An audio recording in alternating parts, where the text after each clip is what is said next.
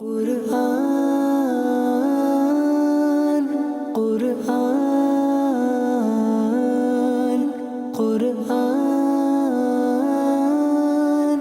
آسان درس قرآن۔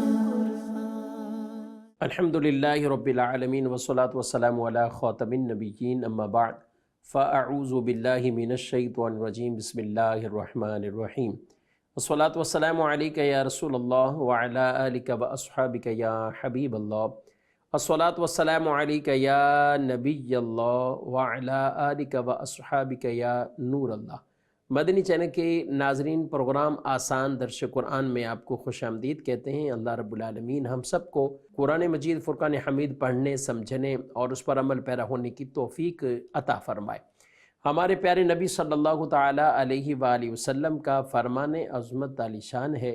ایک دن میں جو مجھ پر 1000 مرتبہ درود بھیجے وہ اس وقت تک مرے گا نہیں جب تک جنت میں اپنا ٹھکانہ نہ دیکھ لے۔ صلو علی الحبیب صلی اللہ تعالی علی محمد صلی اللہ علیہ وآلہ وسلم۔ اس پروگرام میں بترتیب آیات مبارکہ اور ان کی ترجمہ تفسیر، آسان فہم تفسیر کا سلسلہ جاری ہے، اور الحمدللہ یہ سلسلہ چلتے ہوئے سورۃ الاعراف 8ویں پارے تک پہنچا ہے۔ آج اس کی آیت نمبر 54 سے اپنے درس کا آغاز کریں گے۔ ہمارے ساتھ آپ پروگرام میں اول تاخیر شامل رہیں گے تو قرآن مجید فرقان حمید کی کئی آیات مبارکہ جن کا ترجمہ تفسیر سیکھنے کو ملے گا۔ اللہ پاک ارشاد فرماتا ہے، بسم اللہ الرحمن الرحیم، ان ربکم اللہ الذی خلق السماوات والارض فی 6 ایام ثم استوى علی العرش یغشی اللیل النہار یطلبہ حثیثا والشمس والقمر والنجوم مسخرات بامرہ الا لہ الخلق والامر تبارک اللہ رب العالمین۔ ترجمہ کنز العرفان، بے شک تمہارا رب اللہ ہے جس نے آسمان اور زمین 6 دن میں بنائے، پھر عرش پر استوا فرمایا جیسا اس کی شان کے لائق ہے، رات دن کو ایک دوسرے سے ڈھانپ دیتا ہے کہ ایک دوسرے کے پیچھے جل جل چلا آ رہا ہے، اور اس نے سورج اور چاند اور ستاروں کو بنایا اس حال میں کہ سب اس کے حکم کے پابند ہیں۔ سن لو، پیدا کرنا اور تمام کاموں میں تصرف کرنا اسی کے لائق، اللہ بڑی برکت والا جو سارے جہانوں کا رب ہے۔ اس سے پہلے آیات مبارکہ جس میں قیامت اور اس کے احوال کا بیان، کہ مشرکین اور کافر جو قیامت کے وقوع اور قیامت قائم ہونے میں وہ شک میں، اور وہ اسی شک کی بنیاد پر اور بلکہ اس کا انکار کرتے واضح کہ قیامت کیسے آ سکتی ہے، کیسے ہو سکتا ہے مرے ہوئے انسان دوبارہ زندہ ہو جائیں اور حشر نشر ہو، وہ تو ان چیزوں کو مانتے نہیں۔ تو قیامت کے حوالے سے، جنت دوزخ کے حوالے سے ان واقعات کو بیان فرمایا، اور پھر آگے یہ ارشاد فرمایا کہ تمہارا رب وہ ہے کہ جس نے زمین اور آسمان کو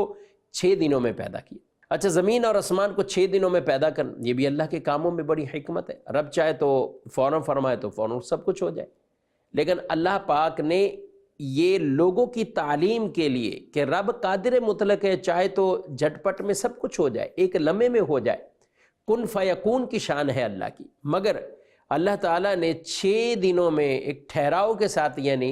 یہ زمین اور آسمان کو بنایا ہے، ان کو پیدا کیا ہے تاکہ ہم بھی اپنے کاموں کے اندر سے جلد بازیاں ختم کر دیں، کہ جلد بازیاں کرے آدمی اور کام گڑبڑ کرتا رہے، کام خراب کرتا رہے۔ اس لیے جلد بازی کی باقاعدہ روایات میں وہ مذمت موجود ہے کہ ہر کام میں جلد بازی وہ اچھی نہیں۔ تو اللہ پاک نے 6 دنوں میں بنایا۔ اچھا، 6 دنوں میں بنانے میں ایک اور حکمت یہ تھی کہ ایسا نہیں ہے کہ دفعتاً ایک ساتھ اچانک زمین آسمان بن گئے، ورنہ لوگ یہی کہہ سکتے تھے کہ یہ کوئی حادثہ ہوا کہ زمین آسمان بن گئے۔ تو اللہ نے 6 دنوں میں ان کو پیدا کیا اور ان کو بنایا، کہ جس رب نے زمین اور آسمان کو بنایا ہے وہی رب قیامت قائم کرے گا، وہی رب قیامت قائم کرے گا، اور وہ قادر مطلق ہے اس بات پر۔ آگے ارشاد فرمایا، ثم استوى علی العرش، پھر عرش پر جیسا اس کی شان کے لائق ہے اللہ نے استوا فرمایا۔ یاد رکھیں، کچھ آیات مبارکہ ہیں جن کو آیات متشابہات کہا جاتا ہے، یعنی جو ظاہراً اس کا معنی ہے وہ حقیقتاً وہ مقصود نہیں ہے، اور اس سے مراد اسی لیے وہ استوا فرمایا، اس سے کیا مراد لیا کہ رب تبارک و تعالی مکان سے، رب تعالیٰ بیٹھنے سے، اٹھنے سے، چلنے پھرنے سے، رب تعالیٰ ان چیزوں سے پاک ہے۔ تو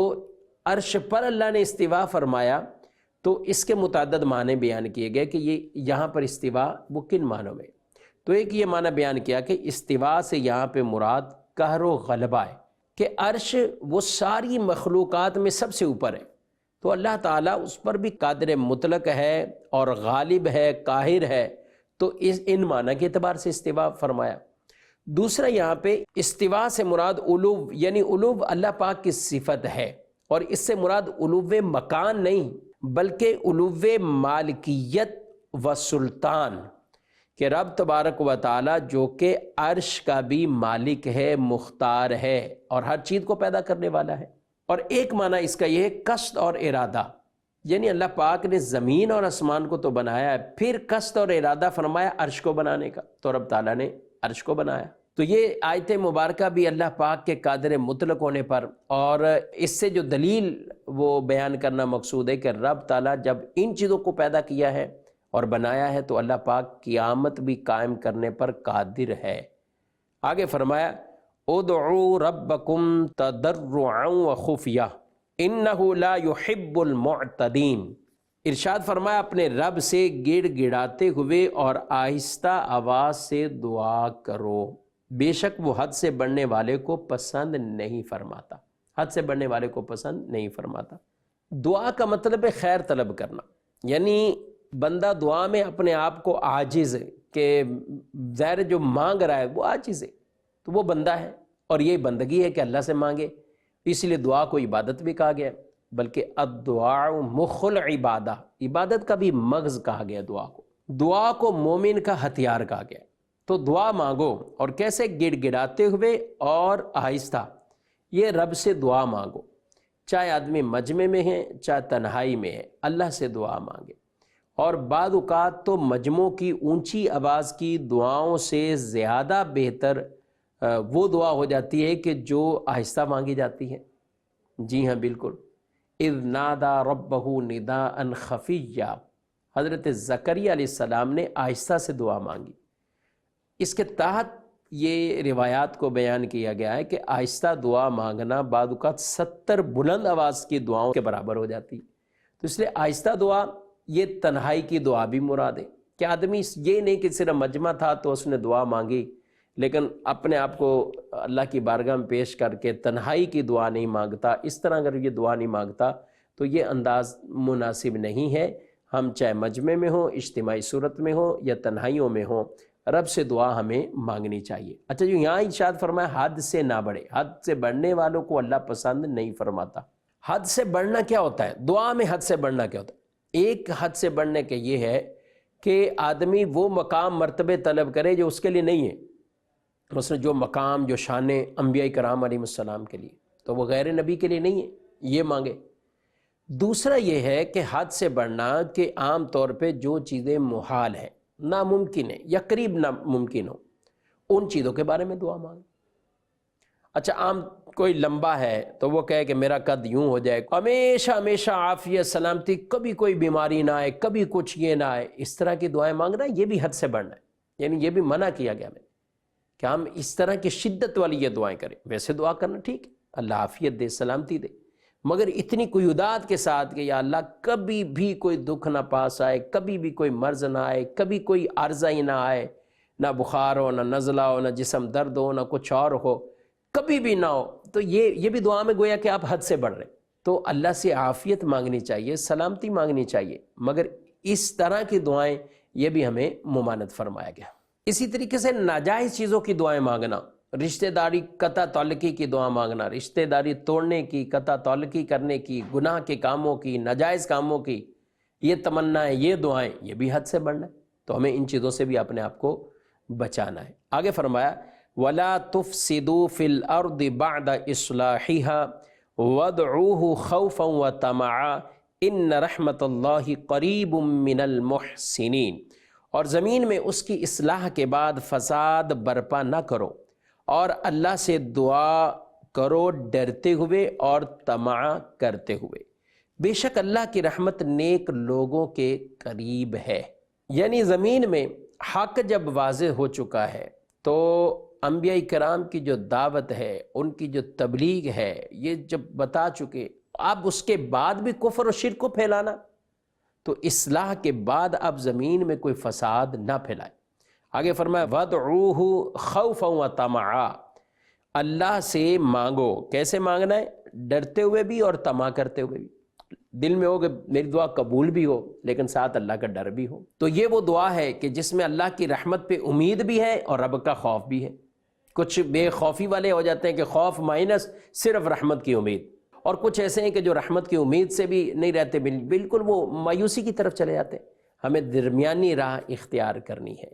اور یہ بھی ادب یہ قرآن پاک کی سورہ مبارکہ اور اس آیت میں اللہ نے دعا کا ہمیں یہ فرما دیا ہے۔ وَهُوَ الَّذِي يُرْسِلُ الرِّيَاحَ بُشْرًا بَيْنَ يَدَيْ رَحْمَتِهِ حَتَّى إِذَا أَقَلَّتْ سَحَابًا ثِقَالًا سُقْنَاهُ لِبَلَدٍ مَيِّتٍ فَأَنزَلْنَا بِهِ الْمَاءَ فَأَخْرَجْنَا بِهِ مِنْ كُلِّ الثَّمَرَاتِ كَذَلِكَ نُخْرِجُ الْمَوْتَى لَعَلَّكُمْ تَذَكَّرُونَ۔ اور وہی ہے جو ہواؤں کو اس حال میں بھیجتا ہے کہ اس کی رحمت کے آگے آگے خوشخبری دے رہی ہوتی ہے، یہاں تک کہ جب وہ ہوائیں بھاری بادل کو اٹھا لاتی ہیں تو ہم اس بادل کو کسی مردہ شہر کی طرف چلاتے ہیں، پھر مردہ شہر میں پانی اتارتے ہیں تو اس پانی کے ذریعے ہر طرح کے پھل نکالتے ہیں، اسی طرح ہم مردوں کو نکالیں گے۔ یہ بیان اس لیے ہے تاکہ تم نصیحت حاصل کرو۔ سبحان اللہ۔ اس آیت سے قبل اللہ پاک نے تو اپنی توحید وحدانیت اور اپنی قدرت پر زمین آسمان کا بنانا، عرش کی طرف استوا فرمانا، اس کا ذکر فرمایا۔ یہاں پر جو ارشاد فرمایا کہ وہی ہے رب کہ جو ہواؤں کو چلاتا ہے، وہی ہے رب جو ہواؤں کو چلاتا ہے، وہ جو خوشخبری لے کر آ رہی ہوتی ہے۔ یعنی جب ہوائیں چلتی ہیں، جب وہ خاص یہ ہوائیں چلتی ہیں تو پتہ ہے کہ اب بادل آ رہے ہیں اور بادل پانی لے کر آ رہے ہیں۔ اب جب پانی پڑتا ہے اور پھر اس زمین پر پھل اگنا شروع ہو جاتے ہیں، ہر طرف ہریالی ہی ہریالی ہو جاتی ہے۔ تو جیسے مردہ میں سے پھل نکال لیے، یعنی ہریالی ہو گئی، اس کا نفع لوگوں کو مل گیا۔ اللہ پاک فرما رہا ہے کہ اللہ پاک ایسے ہی مردوں کو بھی نکالے گا، یعنی قیامت کو بھی قائم فرمائے گا۔ جب یہاں بنجر اور مردہ زمین میں اللہ نے یہ طاقت اور جان ڈال دی ہے تو پھر اللہ پاک وہاں بھی ایسے ہی ان مردوں کو زندہ کرے گا، بھلے وہ ختم ہو چکے، فنا ہو چکے ہیں، مگر اللہ انہیں زندگی عطا فرمائے گا۔ رب تعالیٰ ان چیزوں پر قادر ہے۔ آگے فرمایا وَالْبَلَدُ الطَّيِّبُ يَخْرُجُ نَبَاتُهُ بِإِذْنِ رَبِّهِ وَالَّذِي خَبُثَ لَا يَخْرُجُ إِلَّا نَكِدًا كَذَلِكَ نُصَرِّفُ الْآيَاتِ لِقَوْمٍ يَشْكُرُونَ۔ اور جو اچھی زمین ہوتی ہے اس کا سبزہ تو اپنے رب کے حکم سے نکل آتا ہے، اور جو خراب ہو اس کا سبزہ بڑی مشکل سے تھوڑا سا نکلتا ہے۔ ہم اسی طرح شکر کرنے والے لوگوں کے لیے تفصیل سے آیات بیان کرتے ہیں۔ یہاں دو چیزوں کو، اچھی زمین تو وہ فائدہ اٹھاتی ہے اس پانی سے اور اس سے سب کچھ نکلتا ہے، اس سے مراد مومن لیا گیا ہے کہ ایمان والا ہے، وہ قرآن سے فائدہ اٹھاتا ہے، نبی کی تعلیم سے فائدہ اٹھاتا ہے۔ اور ایک وہ ہے کہ کہا کہ جسے خراب زمین، وہ کچھ بھی نہیں اس سے نکلتا، اس کی مثال کافر کی طرح کہ سب کچھ سن کر بھی وہ فائدہ حاصل نہیں کرتا۔ تو مومن کی مثال وہ اچھی زمین کی طرح ہے کہ جس سے پھل نکلیں، تازگی آئے، ہریالی ہر طرف پھیل جائے، کیونکہ بارش تو سب جگہ ہی برسی ہے، ادھر بھی برسی ہے ادھر بھی برسی ہے، مگر یہاں بطور خاص ہریالی ہو گئی، دوسری طرف نہیں۔ تو اب وہ خراب زمین ہے، اس کی جتنا بھی پانی گر جائے وہ اس کو فائدہ نہیں پہنچنا، کبھی کو تھوڑا بہت نکل آئے ورنہ اسے کوئی فائدہ نہیں پہنچنا۔ تو مومن کو ہمیشہ نفع مند ہونا چاہیے، فائدہ کرنے والا، فائدہ پہنچانے والا ہونا چاہیے، اور فائدہ اخذ کرنے والا ہونا چاہیے۔ اس کا سینہ نور قرآن سے روشن رہے، اس کا سینہ تعلیمات نبویہ صلی اللہ علیہ وسلم سے وہ روشن رہے اور ان پر عمل پیرا کرے۔ یہ ایک مومن کی بہترین مثال ہے۔ آگے فرمایا لَقَدْ أَرْسَلْنَا نُوحًا إِلَىٰ قَوْمِهِ فَقَالَ يَا قَوْمِ اعْبُدُوا اللَّهَ مَا لَكُم مِّنْ إِلَٰهٍ غَيْرُهُ إِنِّي أَخَافُ عَلَيْكُمْ عَذَابَ يَوْمٍ عَظِيمٍ قال الملأ من قومه انا لنراك فی ضلال مبین، بے شک ہم نے نوح کو اس کی قوم کی طرف بھیجا تو اس نے کہا اے میری قوم، اللہ کی عبادت کرو، اس کے سوا تمہارا کوئی معبود نہیں، بے شک میں تم پر بڑے دن کے عذاب کا خوف کرتا ہوں۔ اس کی قوم کے سردار بولے بے شک ہم تمہیں کھلی گمراہی میں دیکھتے ہیں، ہم تمہیں کھلی گمراہی میں دیکھتے ہیں۔ ناظرین کرام، حضرت نوح علیہ السلام جن کے ناموں کے بارے میں آیا کہ آپ کا نام عبد الغفار اور اس طرح اور بھی مختلف بیان کیا گیا، آپ وہ پہلے رسول بن کر آئے تھے جو کفار کی طرف رسول جن کو بنایا گیا، تو ان میں پہلے حضرت نوح علیہ السلام تھے۔ آپ حضرت ادریس علیہ السلام کے پڑپوتے تھے اور آپ بڑی گریاں زاری کرتے تھے اللہ کی بارگاہ۔ تو اللہ پاک نے یہ واقعات کو بیان فرمایا کہ نوح علیہ السلام کو بھیجا، اور ان سے پہلے بھی جو انبیاء کرام علیہ السلام کو بھیجا، یہ دعوت کا انداز کوئی نیا نہیں ہے، تبلیغ کی ہے انہوں نے، انبیاء نے تبلیغ کی ہے، اور پھر ہمارے نبی صلی اللہ تعالی علیہ وسلم کی نبوت پر یہ زبردست دلیل ہے۔ آپ صلی اللہ تعالی علیہ وسلم امی تھے، مخلوق میں سے کسی سے کچھ نہیں پڑھا ہوا، جو کچھ علم دیا وہ اللہ نے دیا، تو آپ نے وہ واقعات اپنے ان مخالفین کو سنائے کہ یہ ہوا، فلاں نبی آئے، فلاں آئے، پھر انہوں نے اپنی قوم کو ڈرایا، عذاب سے ڈرایا۔ حضرت نوح علیہ السلام کو جو وہ کہنے لگے، قوم کے بڑے سردار انہی کو کہنے لگے کہ بے شک ہم تمہیں کھلی گمراہی میں دیکھتے ہیں۔ اب آگے کیا فرمایا؟ قال یا قوم لیس بی ضلالۃ ولکنی رسول من رب العالمین ابلغکم رسالات ربی وانصح لکم واعلم من اللہ ما لا تعلمون ابا عجبتم ان جاءکم ذکر من ربکم علی رجل منکم لینذرکم ولتتقوا ولعلکم ترحمون۔ آپ نے فرمایا اے میری قوم، مجھ میں کوئی گمراہ نہیں، میں تو رب العالمین کا رسول ہوں، میں تمہیں اپنے رب کے پیغامات پہنچاتا ہوں اور تمہاری خیرخواہی کرتا ہوں، اور میں اللہ کی طرف سے وہ علم رکھتا ہوں جو تم نہیں رکھتے۔ اور کیا تمہیں اس بات پر تعجب ہے کہ تمہارے پاس تمہارے رب کی طرف سے تمہیں میں سے ایک مرد کے ذریعے سے نصیحت آئی تاکہ وہ تمہیں ڈرائے اور تاکہ تم ڈرو اور تاکہ تم پر رحم کیا جائے، تم ڈرو تاکہ تم پر رحم کیا جائے۔ اب یہاں پہ جو قوم کے سرداروں کی جہالت تھی اور یہ ان کی سفاہت تھی، بے وقوفی تھی، جنہوں نے آپ کو کہا کہ تمہیں ہم کھلی گمراہی میں دیکھتے ہیں، تو آپ نے فرمایا میں تو کوئی گمراہی نہیں، میں تو اللہ کا رسول ہوں، میں اللہ کے پیغام تمہارے پاس پہنچاتا ہوں۔ اور یہ انبیاء کرام علیہ السلام پر طرح طرح کے اعتراضات ہوئے اور انہوں نے بڑے ہی احسن طریقے سے تبلیغ فرمائی، یعنی وہاں فوراً لڑنا جھگڑنا یہ نہیں، بلکہ احسن انداز سے انہیں تبلیغ کی۔ حضرت موسیٰ علیہ السلام، حضرت ہارون علیہ السلام کو اللہ پاک نے فرعون کے پاس بھیجا، حالانکہ وہ سرکش تھا، لیکن کیا کہا گیا انہیں؟ فَقُولَا لَهُ قَوْلًا لَيِّنًا لَعَلَّهُ يَتَذَكَّرُ أَوْ يَخْشَىٰ، اور تو تم اس سے نرم بات کہنا اس امید پر کہ شاید وہ نصیحت قبول کر لے اور اللہ سے ڈر جائے۔ تو ہمیں بھی آج یہی انداز کہ یہ ہمارے لیے بہت بڑا ایک درس ہے، علماء کے لیے، واعظین کے لیے، مقررین کے لیے، خطباء کے لیے، مبلغین کے لیے،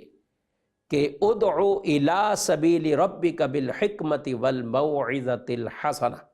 کہ اپنے رب کے راستے کی طرف حکمت اور اچھی نصیحت کے ساتھ بلاؤ، حکمت اور اچھی نصیحت۔ تو مبلغین کو کبھی بھی نہیں چاہیے کہ سامنے کچھ بھی کوئی بات کرے آسان انداز سے دلیل کا جواب دو، انہیں اپنی تبلیغ وہ پیغام پہنچاتے رہو، اس پیغام سے اپنے آپ کو محروم نہیں کرنا۔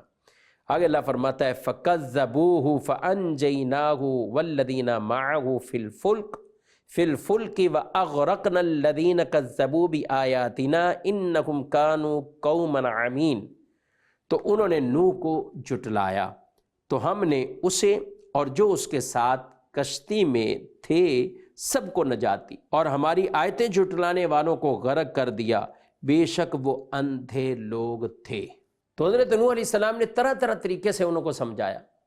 بلکہ قرآن مجید کے سورہ نوح کے اندر موجود ہے کہ آپ نے کتنی ان سے تبلیغ فرمائی ہے، اور یہ کہا گیا کہ آپ نے 900 سے زائد سال آپ نے تبلیغ کی، یعنی آپ کی تبلیغ سینکڑوں سال ہو، اور پھر اس کے باوجود بھی جو مسلمان ہوئے، جو ایمان لائے، تو وہ کچھ زیادہ نہیں تھے، بلکہ کہا کہ 40 مرد اور 40 عورتیں آپ کی اس کشتی میں تھے، اور آپ کے علاوہ کسی اور کی نسل اور اولاد نہ چلی۔ اس لیے حضرت نوح علیہ السلام کو آدم ثانی کہا جاتا ہے، یعنی شروع سے آدم علیہ السلام ان کی اولاد چلی، پھر جب اس قوم پر سارے تو غرق ہو گئے، تباہ ہو گئے، اور کچھ جو ان کے ساتھ کشتی میں تھے، اب جو کشتی میں تھے ان کے بھی کسی کی اولاد نہیں چلی سوائے حضرت نوح علیہ السلام کی، اس اعتبار سے آپ آدم ثانی کہلائے۔ تو اللہ پاک نے دنیاوی طور پر بھی کسی پر عذاب اس وقت تک نہیں بھیجا جب تک اپنا رسول نہ ان میں بھیج دیا۔ قرآن میں فرمایا وما کننا معذبین حتی نبعث رسولا، اور ہم کسی کو عذاب دینے والے نہیں ہیں جب تک کوئی رسول نہ بھیج دے، جب تک کوئی رسول نہ بھیج دے۔ وہ رسول ان میں گئے، انہوں نے پیغام پہنچایا، سب تبلیغ کی، اور اس کے باوجود کوئی اڑا رہا، جھٹلاتا رہا اللہ کی آیتوں کو، تو پھر اللہ کے عذاب بھی ان پر نازل ہوئے ہیں۔ تو یہ سورہ اعراف میں اللہ پاک نے پھر کئی اور انبیاء کا وہ تذکرہ بھی کیا ہے۔ اللہ پاک ہم سب کو اپنے نبی صلی اللہ تعالیٰ علیہ وآلہ وسلم کی تعلیمات جو آپ لے کر آئے اور جو آپ ایک چاہتے ہیں کہ امتی کیا ہو اور کیسا بنے، ناظرین کرام ہمیں ان تمام تقاضوں کو پورا کرنا ہے تاکہ ہم قرآن کی تعلیمات پر بھی عمل کرنے والے ہوں اور نبی صلی اللہ علیہ وسلم کے فرامین پر بھی عمل کرنے والے ہوں۔ اللہ پاک ہم سب کو قرآن کا فیض، قرآن کا خاص وہ نور عطا فرمائے، اور قرآن پڑھنے، قرآن سمجھنے اور عمل پیرا ہونے کی توفیق عطا فرمائے، آمین بجاہ النبی الامین صلی اللہ علیہ وسلم۔